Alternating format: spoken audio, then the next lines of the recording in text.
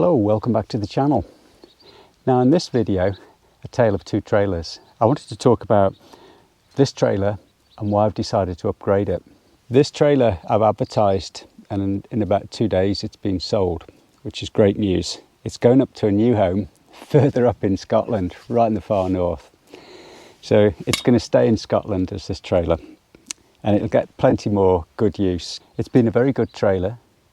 I've covered about 10,000 miles towing the boat with this in 5 years, and I've made a lot of changes to it, and I'll run you through those changes as we go through the video. I bought this trailer as part of the package when I bought the boat 5 years ago, and I've since done a lot. I've upgraded the winch post, new hitch, new jockey wheel, replaced all the rollers to make it roll perfectly. I'm not sure of the age of the trailer. It's a Snipe trailer. It's an MT400. It has the central beam down the middle with this cross member like a T-piece, and it's had new suspension, new hubs. In another video you'll see I also upgraded the wheels, so we went from the 8-inch wheels to these 10-inch wheels, so 5.00 by 10. We've got the bearing buddies on.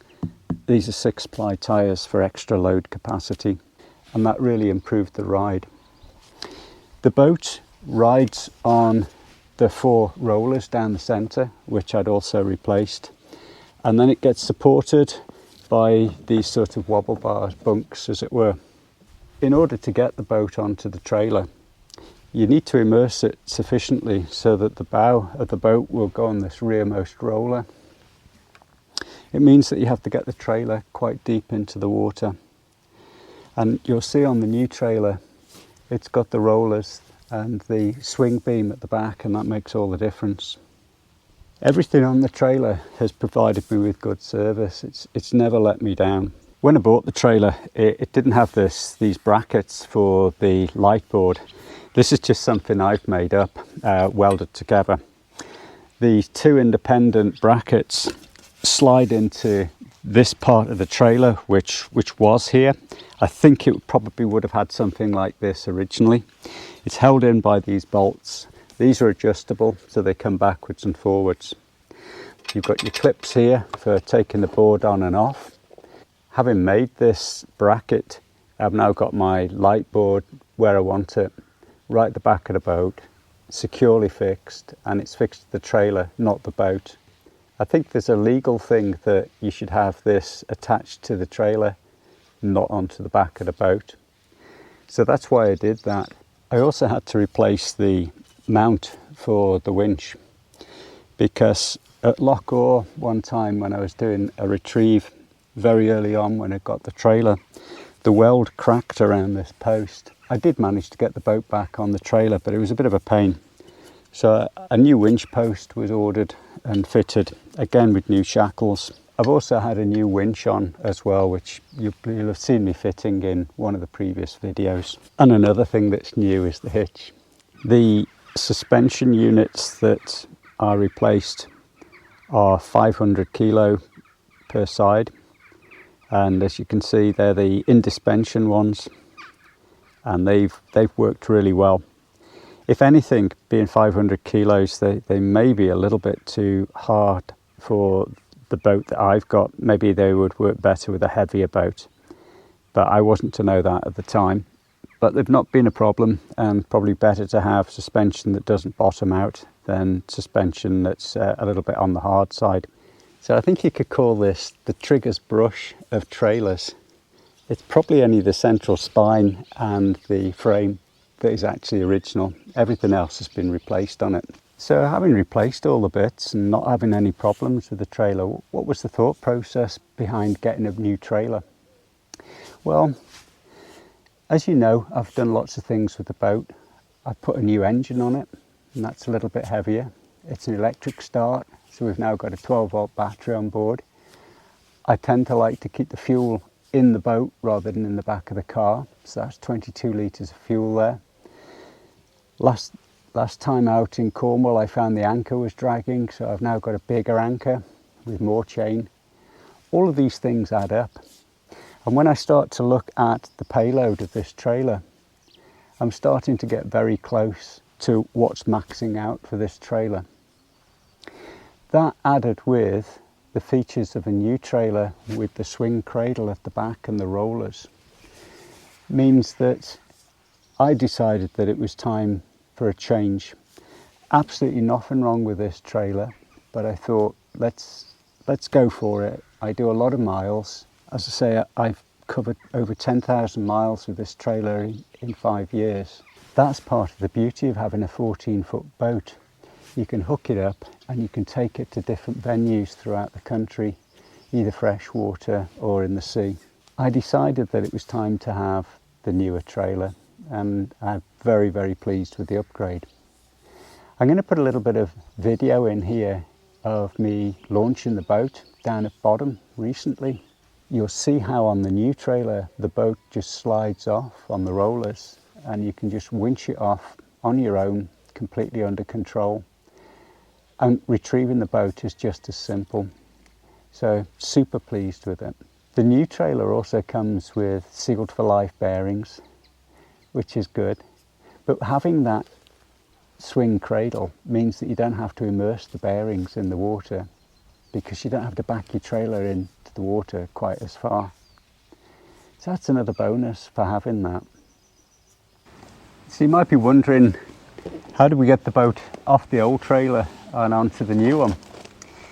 Well, I figured I got 3 options. The first one was going to be, and there's lots of YouTube videos of this, but to actually slide the boat off the old trailer onto old pallets or wooden supports or old beer barrels or whatever, and slowly pull the trailer out from underneath it. I dismissed that one. I thought that's really sketchy. I can see myself with a new trailer and a broken boat.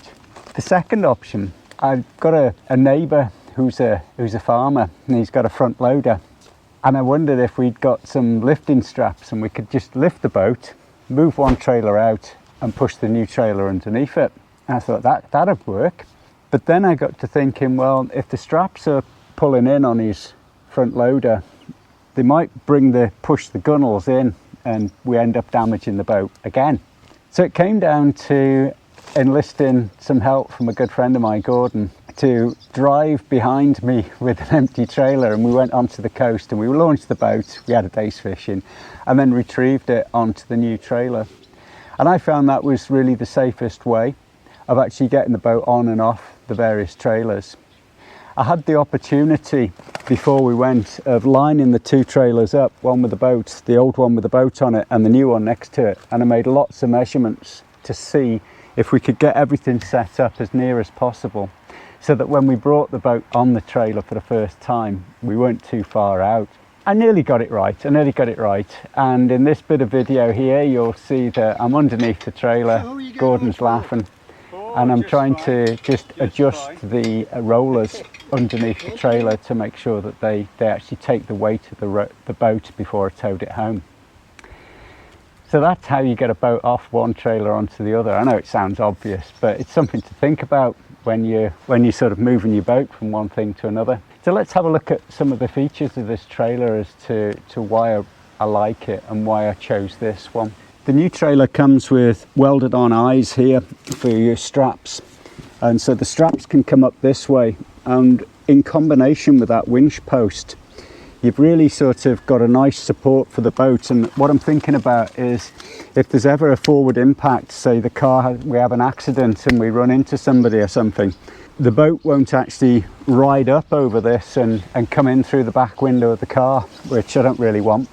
If I needed to, there is room to actually put on a spare wheel mount here, but I tend to put this in the back of the car. I think it's probably going to get nicked on the front here. It'd also add to your nose weight there, because there is some weight to the wheel. Talking of nose weight, what you really want is around about 40 kilos on the hitch. That way you haven't got weight at the back of the boat. You need some positive weight on the hitch so you don't get the tail of the boat wagging the car as you tow along. So we needed about 40 kilo, and the way I've done that is to make an adjustment to where the axle sits on the trailer, which I'll show you. Before I could actually start moving this axle, I jacked up the whole trailer, boat, the whole lot onto 4 axle stands. So the weight of the boat and the trailer chassis were held by 4 axle stands. That took the weight off the wheels and allowed me then to be able to carefully move the axle. And this is how I did it. Something to be aware of when you're moving your axle forward is that you need to make exact measurements. You want the axle to go forward exactly the same on both sides, so that when it's hooked onto the car, the wheels are actually dead in line and not off to one side, in which case you'll start wearing your tyres. So when it came from the factory, it had a mark on here. You can see where they've marked it, where they originally set it up. So what I did was put some masking tape here and made some marks, so I could look at going forward 5 centimetres or 10 centimetres. So I was able to move the axle further forward by 10 centimetres, and that actually got my balance just right. It was trial and error. I was just lucky on that. So holding the axle on is a bracket. Hopefully you can see that, and there are U-bolts. There's 3 of these U-bolts each side, and they both have 2 bolts, nuts on either side. So I slackened these off, but I didn't undo them totally, so they were just slack that allowed this to move. And then I put a ratchet strap around the axle and onto the front mounts where we got the tie downs, and with the ratchet strap you can slowly move ratcheting, and you can move almost like at a millimetre at a time, and that actually provides that movement, that exact movement. And when you've got it all right, you can tighten the nuts up. So that was how I got the nose weight of the trailer right, to make sure that it tows properly. Initially when we came back from the first launch and I brought it home, I knew it was too heavy. It was almost too heavy to lift. But what I did was got everything set up as I wanted it in the boat. My outboard on the back, my 2 fuel cans which were full, the anchor, they're all where they need to be in the boat as I'm going to travel. And then I started working on the balance to make sure it was right. I also specified having a step here because on the old trailer I'd stood on the mud guards. This is an improvement over my homemade job that I had on a previous trailer. So when you arrive somewhere, you can just unhook these off the bungee cords, and there's a couple of levers at the back here that you can release, and you can swing these brackets right underneath the trailer. It also means that the lighting board is just beyond the outboard, so it makes it legal. Now underneath the boat we've got this swinging section of the chassis. It swings here on these bolts and allows this to pivot, and there are 6 rollers on each side, so 12 rollers in total, that wobble about and will take the shape of the boat. The rollers will help you with launching because this swinging allows you to have the boat in a lot shallower water and allows the winch to pull the boat up, and it just guides it straight onto 3 rollers straight down the keel, and it's all the weight of the boat is supported by the keel. These rollers then just provide the side-to-side support, and there are 2 more sets at the front there, each with 2 rollers on, so there's 4 rollers, again adjustable.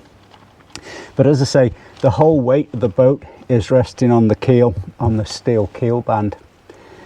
So that was one of the main features that I was looking for when I purchased the new trailer. So those are some of the reasons why I decided that I needed to upgrade the trailer. So you'll see the brand of trailer that I went for. You could go for any of the trailers, I'm sure. They're all a similar design, but I decided that it was convenient for me to choose this one. I'm not paid by them. I didn't get any discount. I didn't get any favours. I'm not doing a review for them. I'm just saying what I've bought and what works for me. I also felt that because this was an unknown age, for the amount of miles that I did, I just feel more comfortable with a brand new trailer. Also with the design of having the 2 beams, the boat can sit just a little bit lower onto the trailer, still supported by central rollers, but that gets your centre of gravity down just a little bit more. The new trailer has a payload. It's a 750 unbrake trailer, but it's got a payload of over 600 kilo, which is a good bit more than this one. And it will still go in the garage, which is a big bonus. Those are some of the thoughts and reasons why I decided that I'd do the trailer upgrade. and you'll be seeing a lot more of that new trailer in videos to come when I'm using the boat. It's going to make a difference. It does make me feel more comfortable about taking it places, and its ease of launch and recovery, particularly when you're on your own. This trailer's on its way to the north of Scotland, so I just thought I'd take the opportunity before it disappears in a couple of days' time and heads off to a new home to provide somebody else with lots of more years of service.